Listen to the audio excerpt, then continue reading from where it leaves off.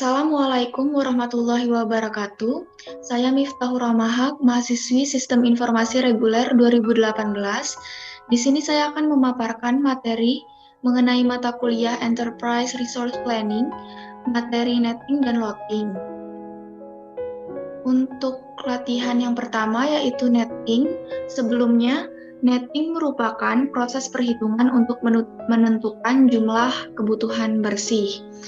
Kebutuhan bersih ini didapatkan dari selisih antara kebutuhan kotor dengan keadaan persediaan, yaitu baik persediaan yang ada di gudang maupun persediaan yang sedang dipesan. Untuk contoh soal pertama, dari peramalan diketahui bahwa permintaan independen dari pelanggan akan dilakukan pada bulan pertama sebesar 15, bulan 2 sebesar 10, bulan 3 sebesar 40, bulan 4 sebesar 35, bulan 5 sebesar 15, bulan 6 sebesar 15, bulan 7 sebesar 5, dan bulan 8 sebesar 18. Sementara persediaan produk di gudang sebesar 25.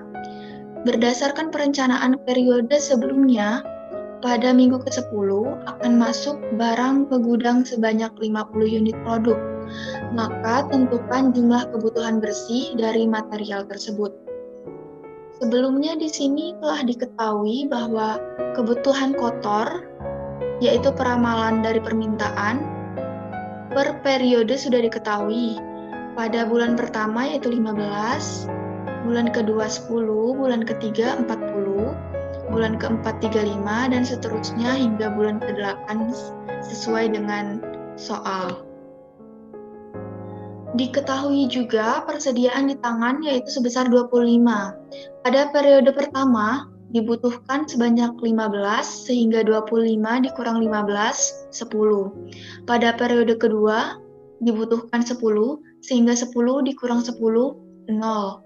Pada periode ketiga terjadi penambahan 50 unit produk sehingga 50 dikurang 40 menjadi 10 persediaan di tangan. Pada periode keempat dibutuhkan 35 sehingga 35 dikurang 10 masih bersisa 25. 25 ini menjadi kebutuhan bersih karena persediaan tadinya sebelumnya sudah habis. Untuk periode kelima dibutuhkan 15. Ini menjadi kebutuhan bersih sebesar 15. Begitupun seterusnya hingga periode ke-8. Sehingga dapat diketahui nilai netting itu didapatkan dari jumlah keseluruhan kebutuhan bersih. Untuk kebutuhan bersih di sini terdapat pada periode ke-4 sampai ke-8, yaitu jumlah dari 25 ditambah 15 ditambah 15 ditambah 5 ditambah 18 hingga jumlah netting atau kebutuhan bersih sebesar 78. Untuk contoh soal latihan yang kedua yaitu loading dengan menggunakan metode L4L atau load for load. Sebelumnya loading ini diketahui merupakan proses menentukan besarnya pesanan yang optimal berdasarkan hasil dari perhitungan bersih. Nah, untuk metode L4L atau load for load ini sendiri yaitu metode dengan pola kebutuhan yang berubah-ubah dan tidak teratur. Dan cocok untuk produk yang memiliki biaya penyimpanan yang sangat besar sehingga diharapkan tidak ada persediaan di gudang, maka biaya penyimpanannya menjadi 0. Untuk contoh soal di sini telah diketahui untuk perkiraan lot sebesar 150.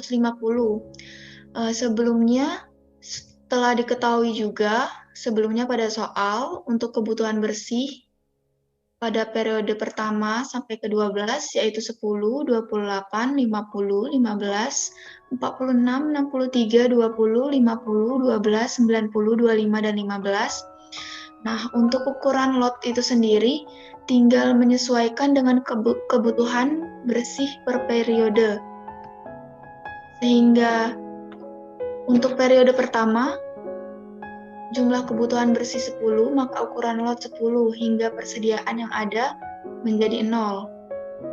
Untuk periode kedua 28, ukuran lot juga menjadi 28 dengan persediaan menjadi 0. Begitu seterusnya hingga periode ke-12.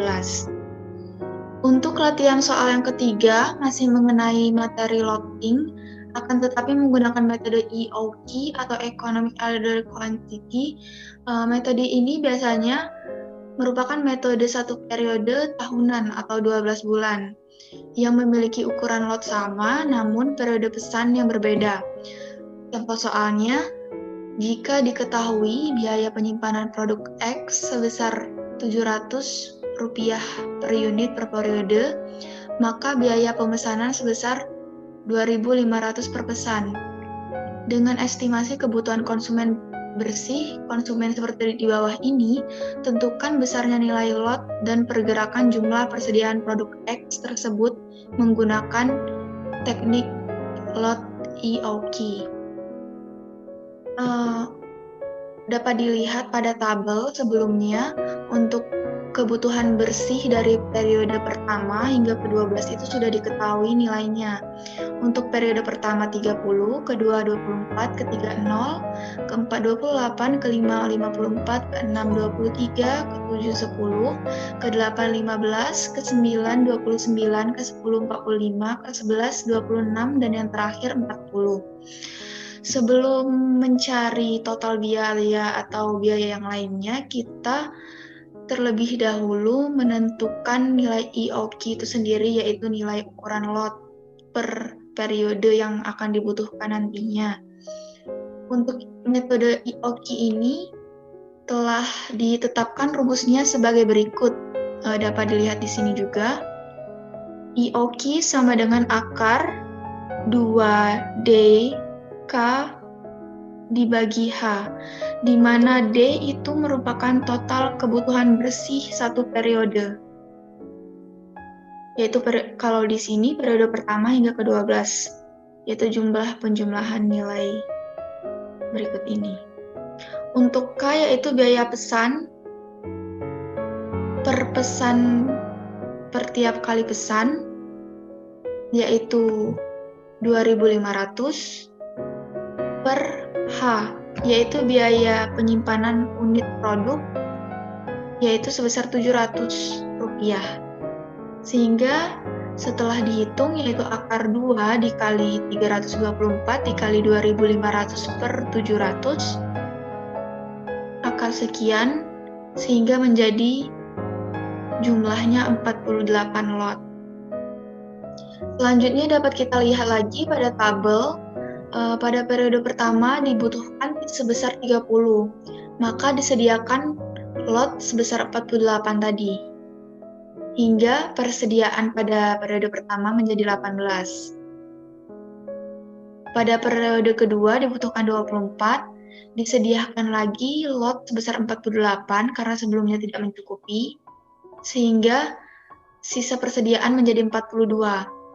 Pada periode ketiga dibutuhkan 0, sehingga persediaan tetap 42.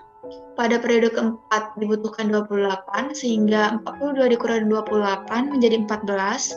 Pada periode kelima dibutuhkan 54, maka disediakan kembali lot dengan ukuran 48 tadi, sehingga persediaan menjadi 8. Begitupun seterusnya hingga periode ke-12.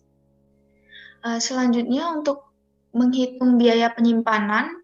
Untuk biaya penyimpanan itu sendiri merupakan total persediaan dikali dari biaya penyimpanan, yaitu 261 dikali 700, yaitu Rp182.700. Untuk biaya pemesanan, yaitu ukuran lot atau banyaknya ukuran lot maksudnya, dikali biaya pemesanan. Dapat dilihat di sini banyak lot yang digunakan yaitu sebesar 7 kali pada periode 1, 2, 5, 6, 9, 10, dan 12. Sehingga banyaknya ukuran lot dikali biaya pemesanan yaitu 7 dikali 2.500, sehingga biaya pemesanan sebesar Rp17.500. Sedangkan untuk mencari total biaya itu sendiri, yaitu biaya penyimpanan ditambah biaya pemesanan. menjadi Rp200.200. Baiklah, sekian yang dapat saya sampaikan. Kurang lebihnya saya mohon maaf. Saya akhiri, wassalamualaikum warahmatullahi wabarakatuh.